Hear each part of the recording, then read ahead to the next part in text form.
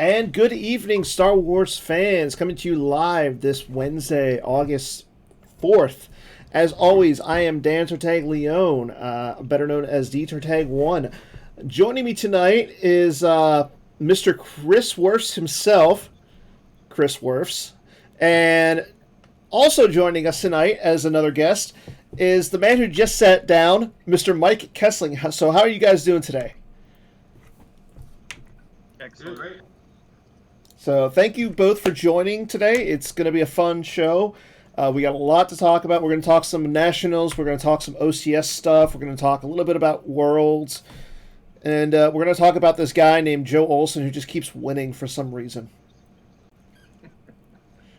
So, I think we know the reason. What? So here's my question. What do you guys think the reason is that Joe keeps winning? I was just say he's a great player. Yeah. Oh, that's boring.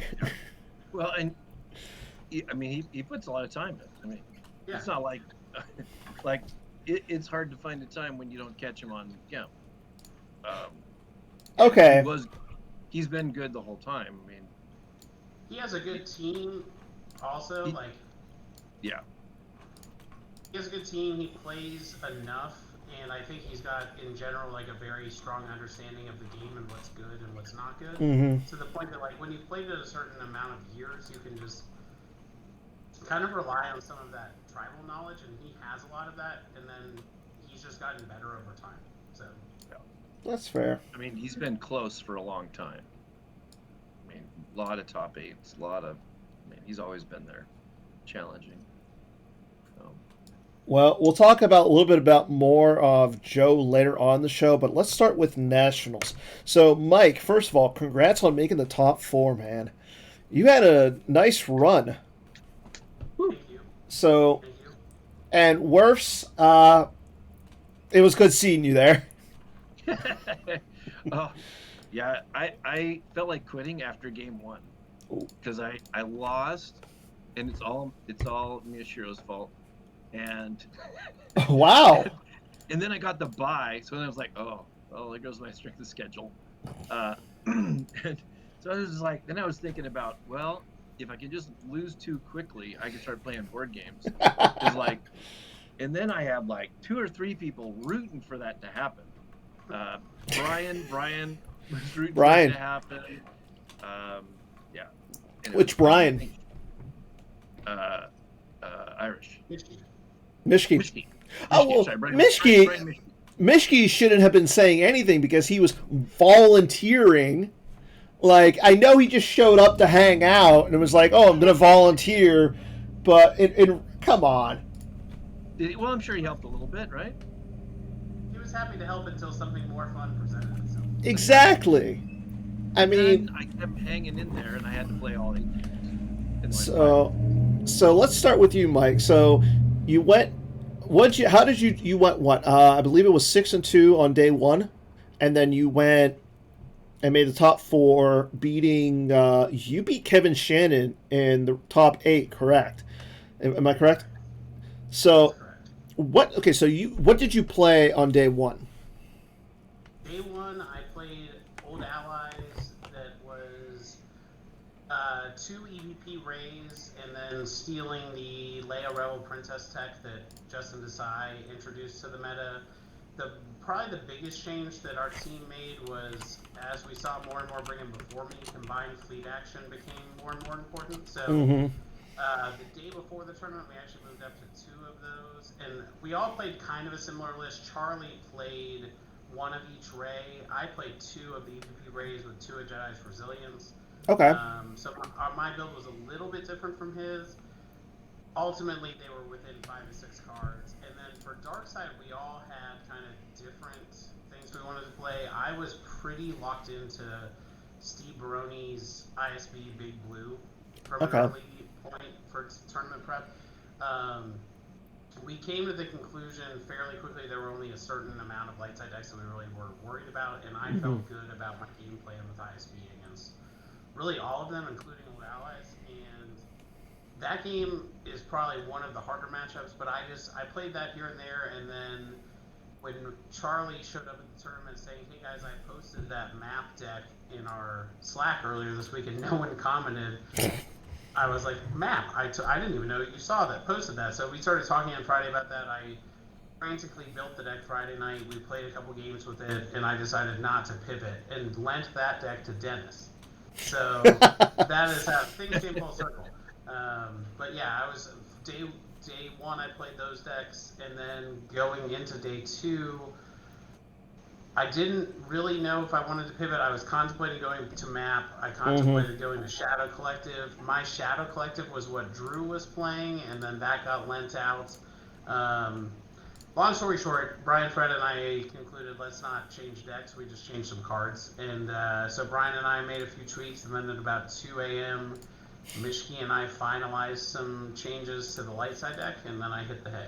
So that was the deck prep. So you stayed up until 2 a.m. That's standard operating procedure. Well, I know it's for you.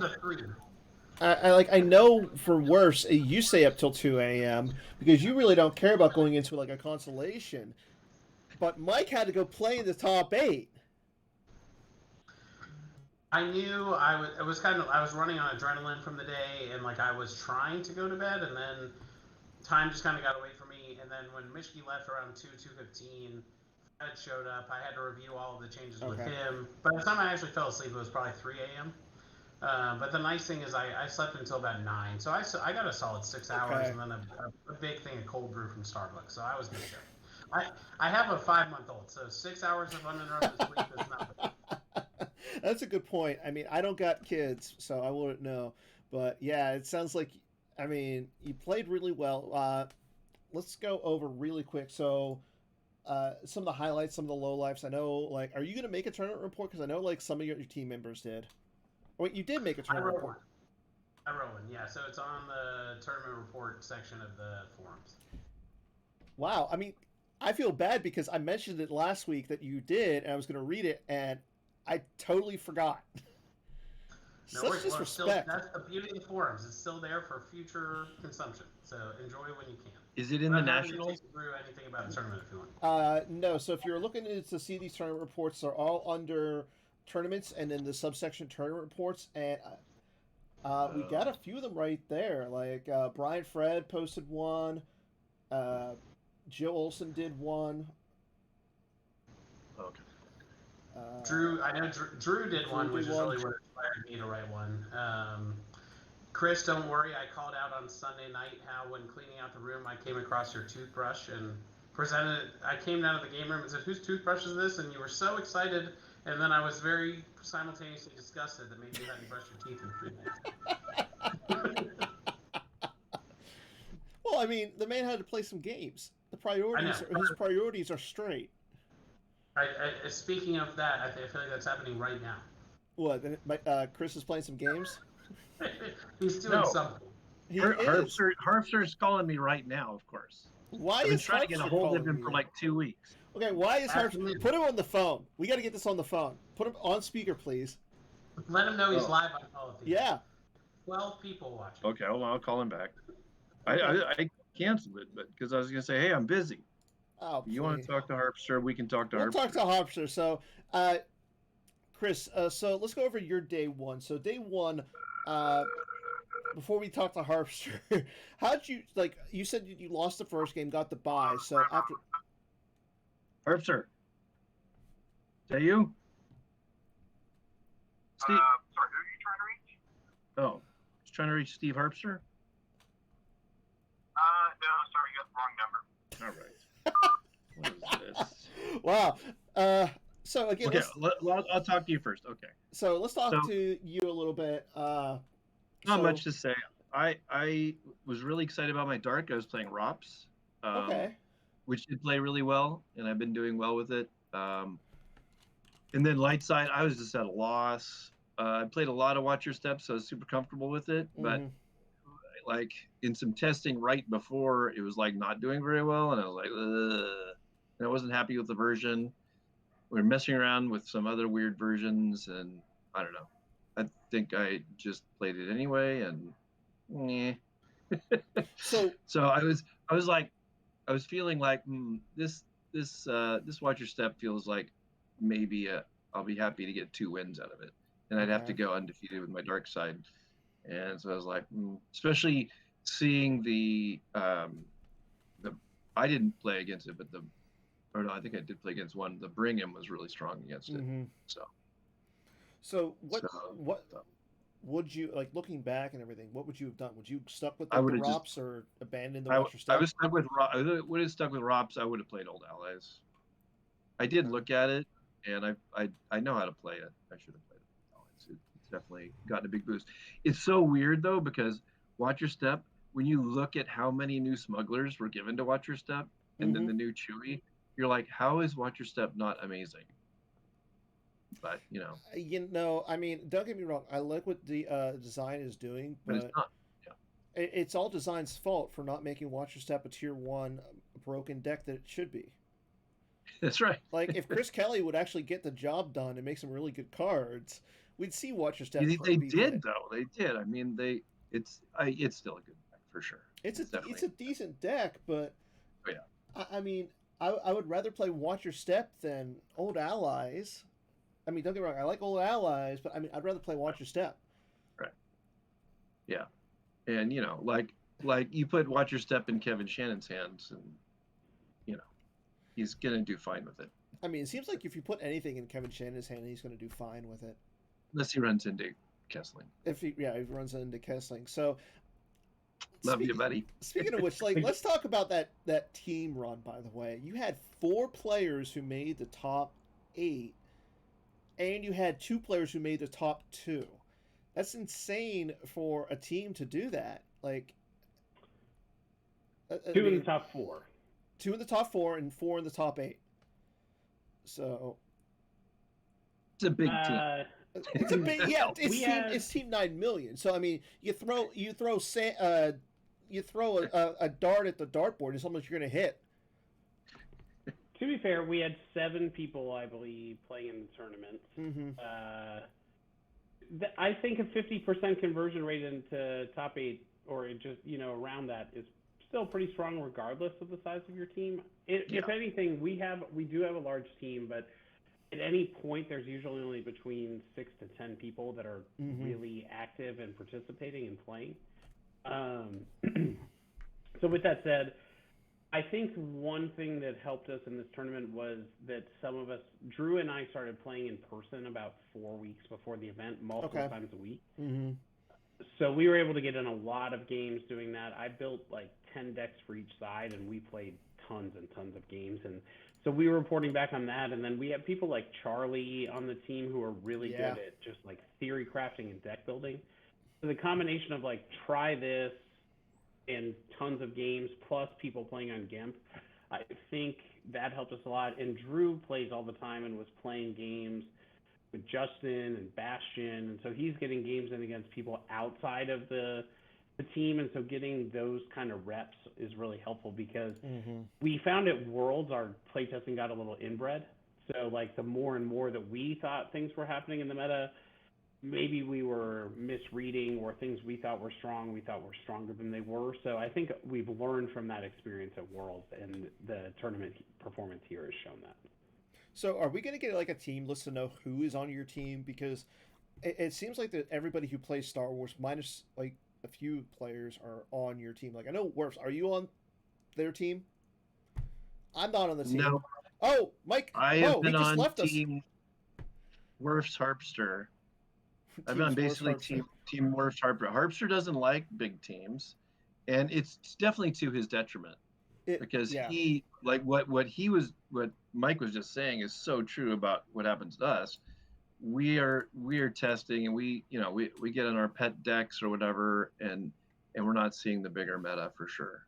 And so I think that hurts Harpster a lot. He, of course, the big thing that hurt Harpster was being out of it for a year and a half.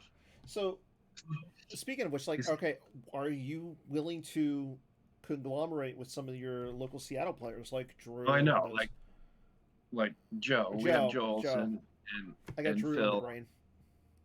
And Phil, and I think Hayes might be moving out to Seattle possibly. Oh God. I Is know. like Seattle like the mecca now for Star Wars You would players? think. You would think. And Kyle Callan just moved out here. Yeah. Uh, Kruger's out there. Kruger's out here. Yep. I was just playing some board games with him the other day. Dan, We you need- asked, is What? Chris Wirfs a member of the team? He's an honorary member of the team. Oh.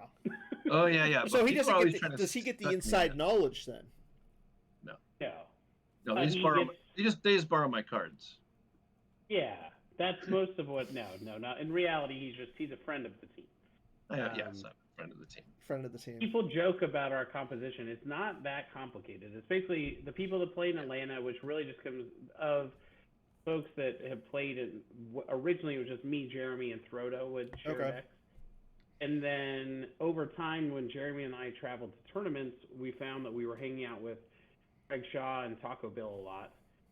Brian Fred's one of my oldest friends from playing cards. So those folks started hanging out. We were buddies with Gogolin. We started talking with him. And so the core nucleus originally started out as those folks. Like, hey, we kind of all do our own things and talk to different people. Let's start working together.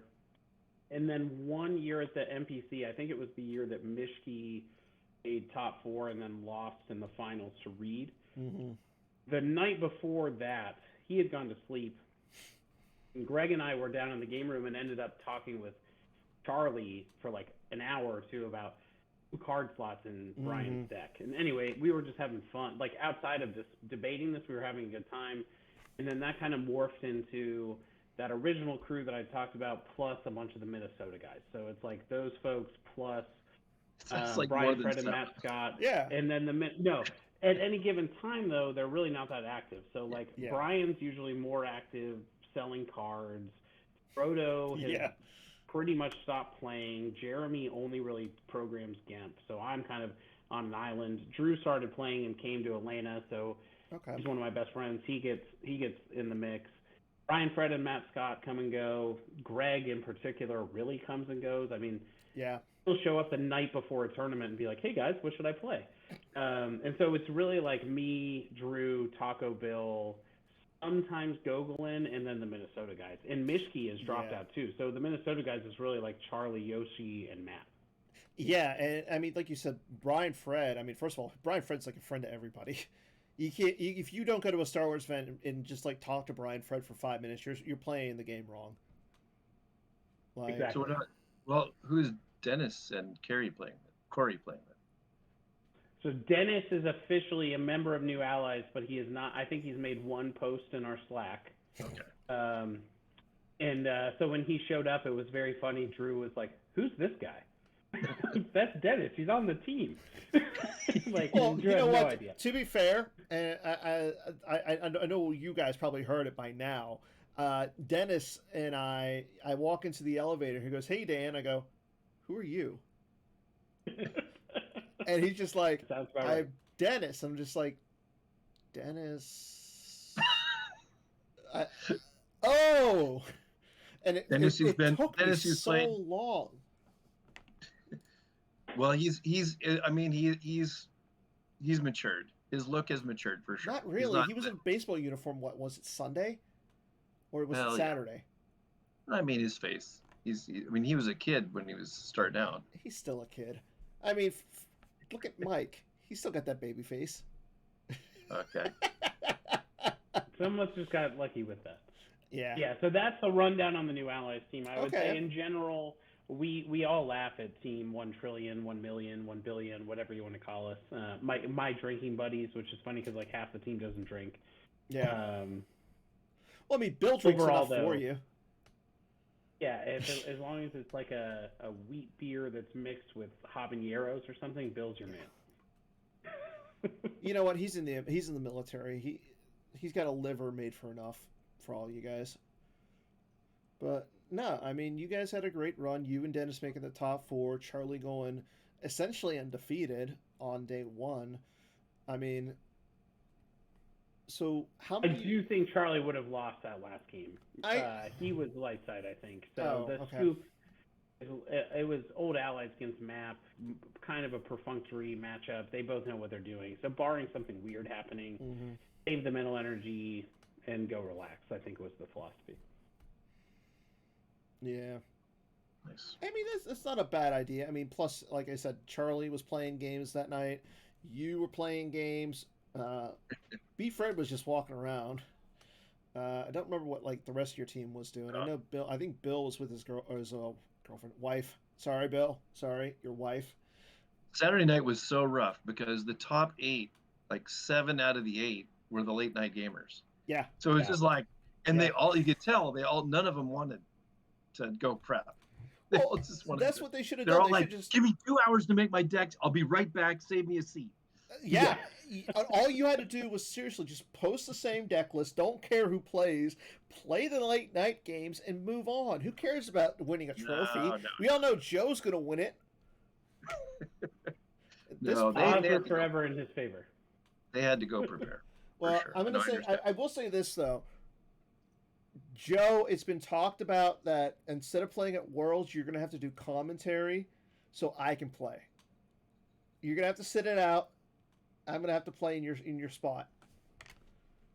Yeah, that's not happening. It's unlikely for the reigning world champion to sit out, although his commentary is usually quite good. I think the viewers at home would be happy, and the players at the tournament would be happy. Whoa, I would put that as a swing and a miss. Are you saying that Joe's better at commentary than me? That's actually not what I was saying, but if you want It's me to say different. it, I will. It's Okay. different. Okay. I'll remember I this. was not comparing the two. I apologize if you took it that way. Hey, you got to do something to boost the ratings, right? I mean, I'm willing to stir the pot. That might not be the most controversial thought, though, that the reigning world champion might have good strategic insight. Well, yeah. Yeah. But I mean, at this point, in reality, I mean, everybody has good strategic insight about this game from a commentary's perspective. Sure. I got to commentate, right? Yeah, you did commentary. For the bye. Woohoo.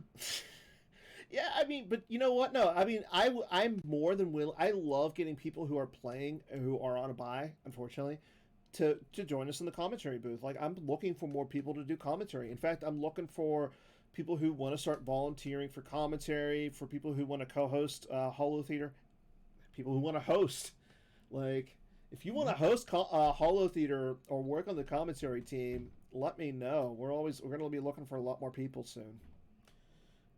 So, but yeah. Wirfs and I are happy to join and lead a game of Liar's Dice or you know what? Skull and Roses.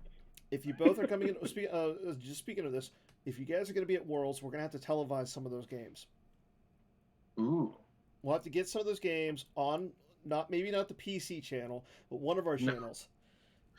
Yeah, not the PC channel. So it's a good idea. What I need, though, is I need more leadership during the nighttime festivities, because it feels like I start a game and then everybody's like wishing they're in the game I'm playing, and there's like 12 to like we had like 12 to 14 people milling around. Like, hey, somebody organize another game. Quit just standing around. You are the de facto leader when it comes to the nighttime festivities, Wirfs.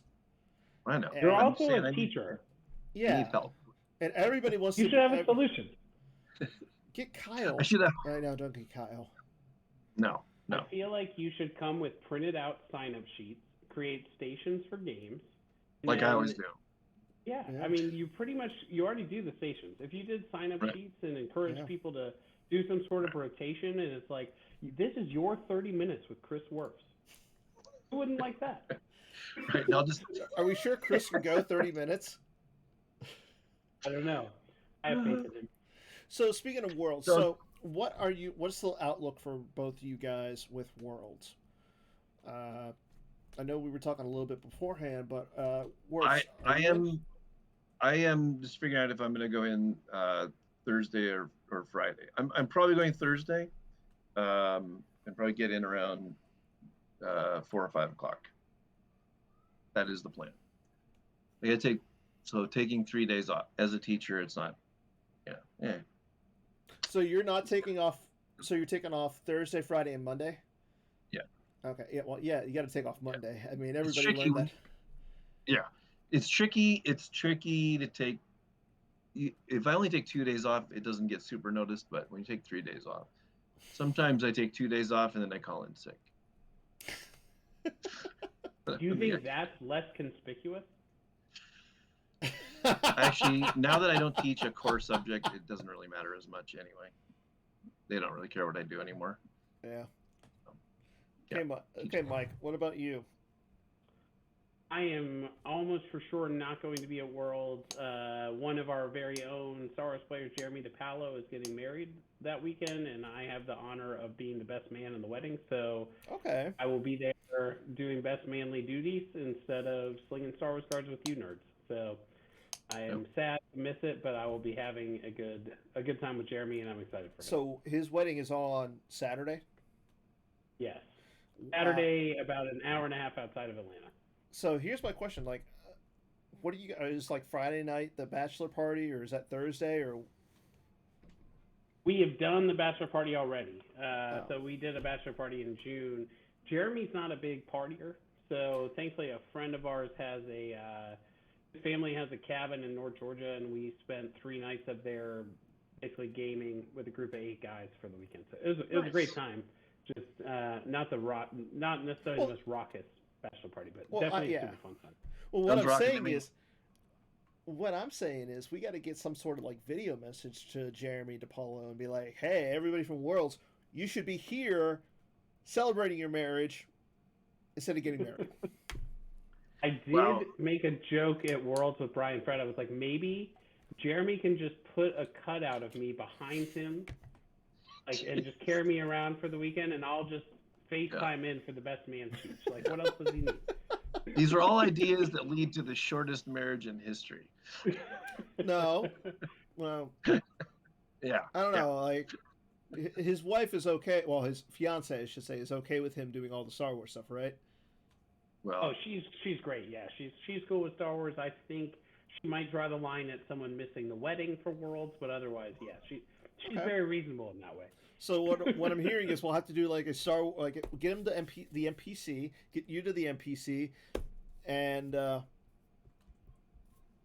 we'll do it then. I anticipate I'll be there.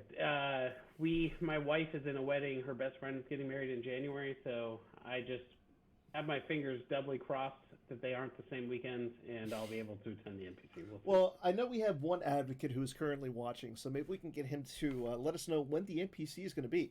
So, Chris Kelly, I know you're not part of the tournament committee, but when is the NPC going to be? So Mike Kesley can go. This is sore pulling up subject my for me. Google Calendar. I'm just going to let him know. This is a sore subject for me, by the way. What, the NPC? The timing of the NPC. Well, uh-oh. Why is it a sore subject? I would rather have Endor in the winter. Me and too. So would Mike.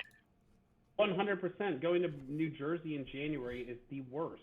They're Also, both every year terrible. that we're there, multiple people are like, are we sure that someone's going to arrive? There's some issue with their flight because there's snow on the ground, and it's asinine that we have a tournament in New Jersey in January. Yeah. It's been super brutal. I've had to wait for taxis and watch them, like, the taxis can't move because they're like the cars, the whatever makes them go is frozen. They're like, blah, blah, blah. I just want to walk to Panico's when it's nice and sunny outside and get my very average Italian food and my Yingling and have fun. Yeah. There you go. Well, Chris wants you to let him know when it's going to be, and he'll find out and let you guys know. I don't know, like, I liked having Endor in January. It wasn't terrible. I mean, Right. like, the weather wasn't bad. Like, yeah, I've been stuck at the Newark airport, and it sucks. Really does. Like, I cannot wait to move back east just for that fact alone, not to have to go through Newark anymore. No, seriously. Priorities. My priorities are straight. Like, believe me, I've thought about, okay, do I want to move back east, be with my family, or do I want to go like somewhere where the people play Star Wars? Because the Pittsburgh scene is kind of dead. Like, all we have is Matt Crowley and Justin Crowley, and really, are those good players? No, I want to go to Seattle. Yeah. Or Atlanta. Or Brian Fred is. 'Cause at least I got Brian Fred. No one really wants to go to Indianapolis. I will say tournament that was at Pittsburgh, that was a very fun area for having a tournament. I would be in full support of something else being there. I would be in zero support of any other event ever happening where we had it in Denver, and that's all. I'll leave it at that. But yes, if we can return, that Pittsburgh location was one of the best events we've had, I think. So Did you just say you didn't like the Denver event? Location was not my favorite. The location. You mean the hotel? The hotel or the town? I liked Denver. We just weren't in Denver. We were in some weird chain restaurant, suburban. So not the air quotes airport hotel that was 12 miles away from the airport. And didn't have an airport shuttle. Yeah. Didn't have an airport shuttle. Yeah. Yeah. It's like calling if I went to the hotel down the road that was like, yes, we're a Nashville hotel. Yes, I mean we're somewhat proximate to Nashville, but in reality you're not close at all. Yeah. Hey, you know what? I'm gonna say this. Jerry did what he could with what he could. Like, oh yeah. No faults to Jerry. No, I told Jerry thank you, and honestly we could be anywhere having this tournament, and I wouldn't care. I'm so happy to be here and see everyone. Oh yeah. But it was so good. Spoiled, and now I'm going to take the time to complain. And I specifically thank Jerry though. Like he did a ton of work. I appreciate it, but it's more feedback for the tournament committee for future events. Okay. Yeah. So, and I think I want to say it was Hayes who brought this up, and I actually agree with him. A lot of us now, because one, we're sharing rooms. I think we're in the point in our lives where we can actually afford a nicer hotel. Yeah. So I maybe like we don't have to go to these hotels where we're paying like $110 a night. We could afford like maybe $160 a night, just for a little bit nicer place. I thought I could do that, and then I shared a twin bed with Wirfs for the first night of this tournament, and I realized how good it was to save money. Well, I mean, spooning with Wirfs, there's nothing wrong with that. He slept like a baby.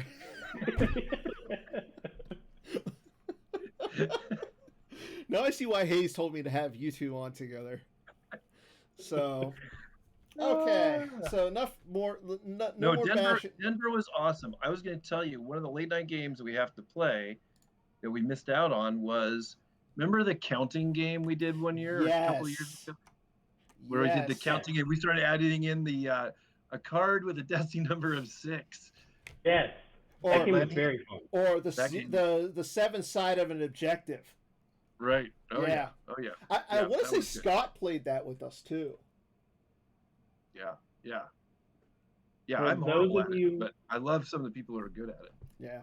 Those of you that have never attended a major, I would just say the Star Wars part of the tournament is very fun, but you never know what you're going to experience late at night. And there are all sorts of different games. There's people playing till the wee hours. There's drinking. There's pizza usually. There's Wirfs setting up stations and sign-up sheets. Like, I highly encourage you to come, even if you don't know if you're going to do well in the tournament. It doesn't matter. You're going to have a good time. No, it doesn't matter. It doesn't. And don't plan on leaving on Sunday. No.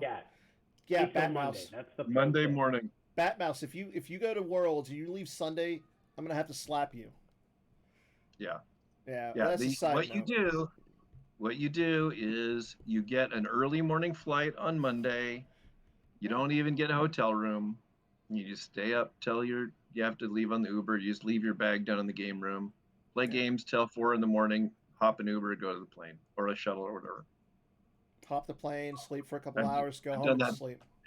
I haven't had a Sunday night room. Now, some of us are weak, like Kessling. He probably still gets a Sunday night room. Because he wants to sleep in and take his time and fly home. This time I booked a 9 p.m. or something, like the latest flight out of Denver back to Atlanta, because it was $200 cheaper, but I could sleep. Delta, so I could switch to an earlier flight knowing I would do that.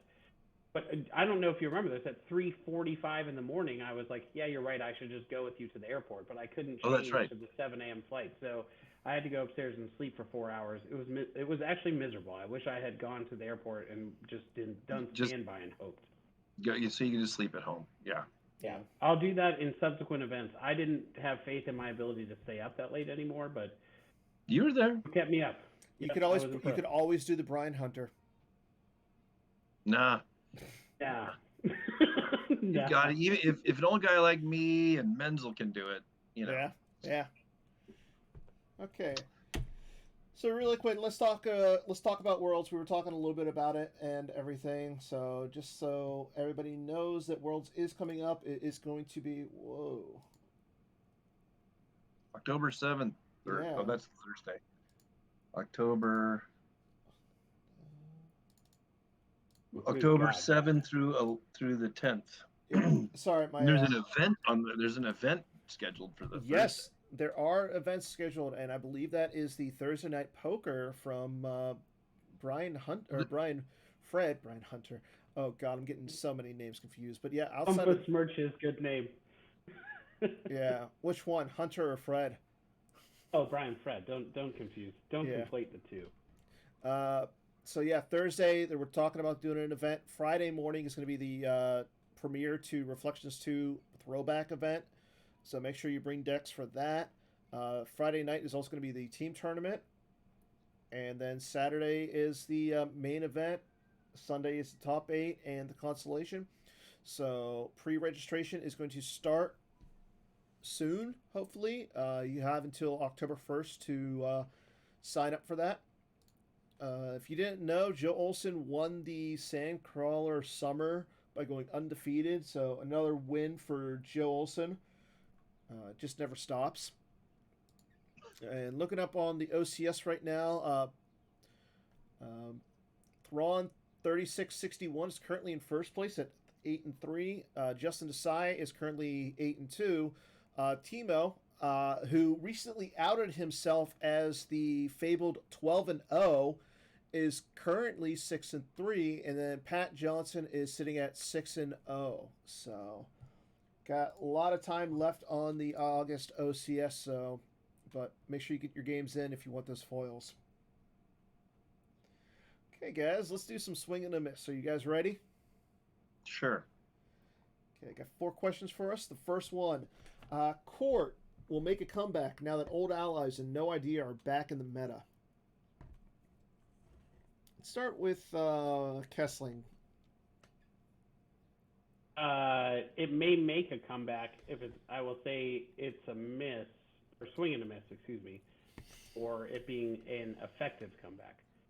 We play tested a good amount of Court prior to Nationals, so for instance, Old Allies used to be a deck that Court could probably hang with and was favored against, in particular if they didn't have guts. But even with guts, Courts could win that matchup. Between Beaumont Kin and the erratas to the ships, Court honestly isn't a deck right now. It's not good. People, and I love Court, so hearing that from me should tell you that we have played it, and I effectively do not think Court is playable. I wouldn't even consider bringing it to a tournament at the moment. I have it still built because my Court never gets de-sleeved, but it is. Otherwise, I would say right now this is a monumental swing and a miss. Okay, Chris. I think you're going to see it on GEMP. Yeah, quite a bit. I have seen it lately on GEMP quite a bit. People are still playing around with it. I think by the time we get to Worlds, depending on if we get new cards, my question is: is this about Worlds or is this about just current meta? Right now, current meta? Right now, yeah, I would say you need to watch out for Court. However, if you know what to do, you can handle it, even if you don't have guts. The tough thing often with Court is, okay, they spend a bunch of resources to drop they got to drop enough guys so they don't get rebeat. So they got to drop 3 or 4 guys and battle you. And a lot of times, okay, retrieve 2, but they're going to lose 2 or 3 guys to your 1. And then, so they really didn't net gain anything. Yeah. So that can be the problem with Court. I don't know, Court's fundamental strength for the last year or two has been its ability to do well in space. Yeah. And the erratas to the ships slowed it down so much that. Yeah. So everything you just said about how it performs on ground is compounded. Yeah, same thing. Yeah, I mean that means Dengar and punishing 1 is a must. I mean, which sucks because Dengar on the ground is also quite good. Yeah. So funny enough, you guys were talking about this, and I mentioned this during the OCS stuff. Pat Johnson is currently 6-0 with court. Is that PMJ? Yeah, He's 6-2. he's 6-2 now. Yeah. No, he's 6-0 with court though. His 2 losses are in the light side, so it must not have updated. I think I saw one of those. I think he beat Justin Desai with his court. Yeah, he beat Justin Desai. So I think it's in the right hands. I think it's playable, but yeah, I agree with you. The meta is just not in a good spot if you want to play court. And I missed the first half of his game against Jared JNap today, and JNap was playing Prophet, and from what I came back at the end, it looked like PMJ won that game. Mm-hmm. It was a weird, when I got to the game, like the situation looked odd. I don't think that if they played that game 10 times, it looked like Jared would lose more than like twice. So he might just be running hot on like little bits of variance. I just think if you look at the macro picture right now, there are a lot of good dark side decks in court. I don't understand why you would choose to play court, especially at a real tournament. Like OCS and whatnot is different, but I don't expect much court at Worlds, let's put it that way. Yeah, I'm agreeing with you there. Only because I've seen some of the spoilers. All right, here's with the next one. Okay, our next one. Someone who is not named Joe Olson from Seattle will make the top 10 or the top 8 at Worlds. What? Somebody not named Joe Olson. A hit. So somebody from Seattle who is not named Joe Olson will make the top 8 at Worlds. A little biased, but it's a hit. Especially if Phil comes and Is Phil coming? And if Harpster actually practices. I'm not worried about. Sounds like big ifs. Yeah, my aunt had. If the queen wore a crown, she'd be the king. I'm pretty sure Phil. I think Phil's coming. We're gonna have a local, and Phil wants to have it. I think he wants to practice. Okay, so honestly, like the guy that I'm worried about is Kyle. Kyle has been playing a lot recently, and he knows that set your course deck really well. So, and you said it. If Hayes moves to Seattle, I don't think it'll be that soon, but I don't know. Like it's going to be interesting because I mean, we don't know if any international players are going to show up, and Team 9 Million is going to probably bring a slew of players. So I would expect 0 international players in reality. Really? Well, the odds of them being it seems unrealistic that that's going to happen. Well, I know you're right. Bastion said he's not coming because he's got to work that weekend. Yeah, between life and COVID, I would just be very surprised if we have anyone from Europe. Let's put it that way. Maybe Canadian, but MHT is probably the only really active Canadian, and he's living in the U.S. now, so I don't think that counts in terms of like showing up because of travel is what I mean. Okay. I don't know. If I had to pick, I'm going to say I'm going to miss because I have no faith in Mr. Chris over there. No, I'm just kidding. Oh, wow. I felt real good when you said top 10. I'm like, I'm picking Chris for 10th. Wow. How about this? I'm going to say it's a hit because I would love to see Chris make it, but I would be happy to see Harpster or Kyle make it as well. Yeah. So any of them, I'm going to cheer for you guys no matter what. And you're all great players, so I think it could happen. Oh. That was sweet.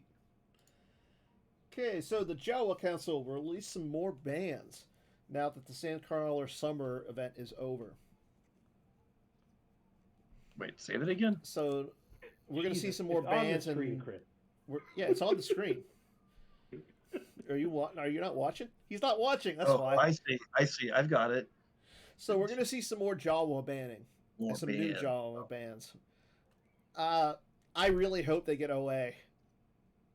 I'm going to go with this has got to be a hit. Like, I think the way, and I don't really play much JAWA. I pay attention a little bit here and there, and mostly because of Slack and people talk about it. I think the format's kind of cool. I just have limited time to actually play games, so when I do, I want to play open. But that's fair.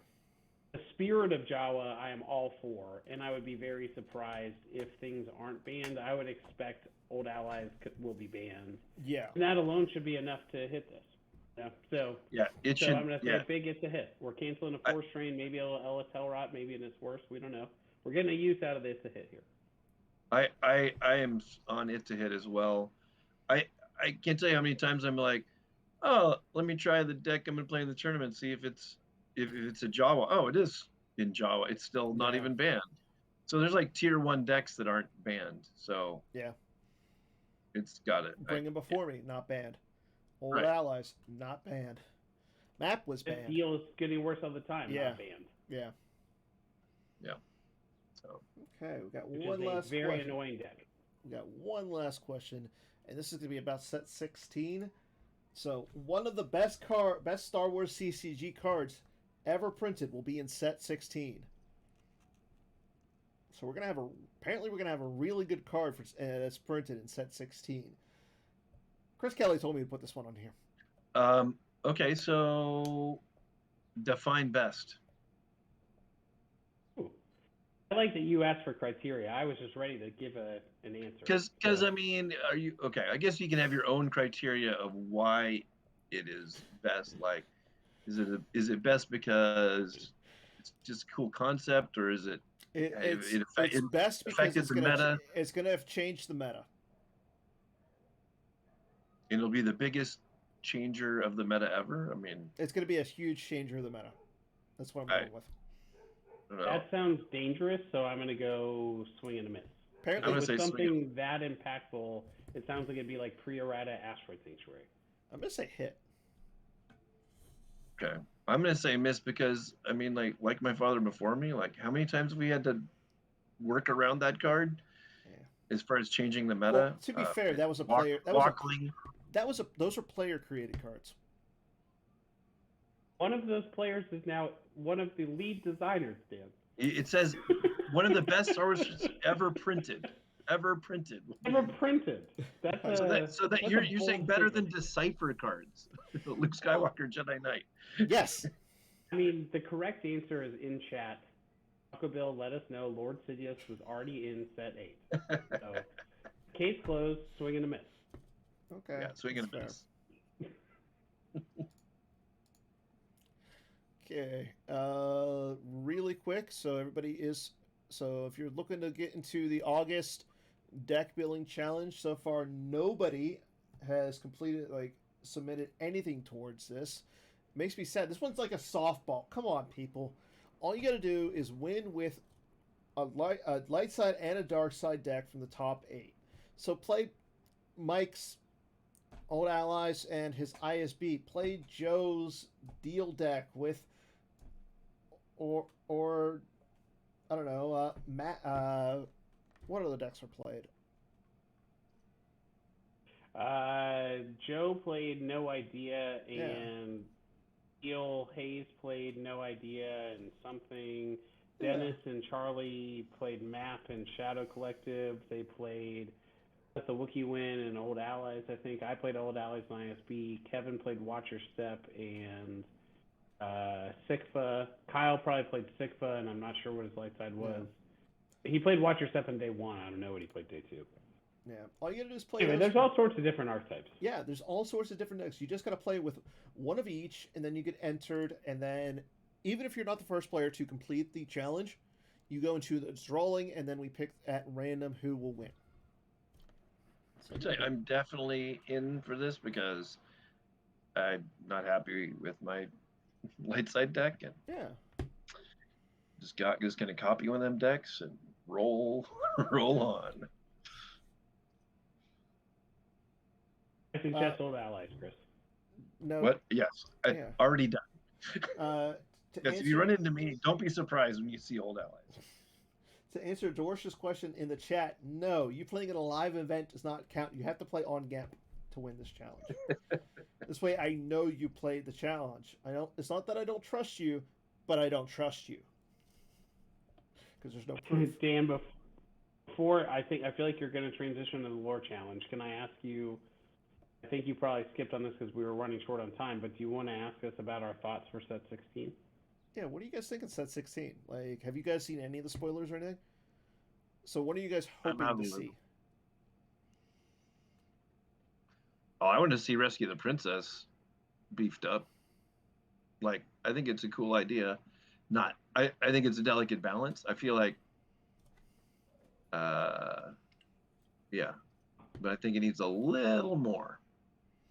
I'm not disagreeing with you. Like, I know that Hayes last week said that we're getting some cards for helpers. One of them is going to be Invasion is going to get some helpers. So be on the lookout for some of those. And then Light Side is getting an old legacy comeback, which is Communing.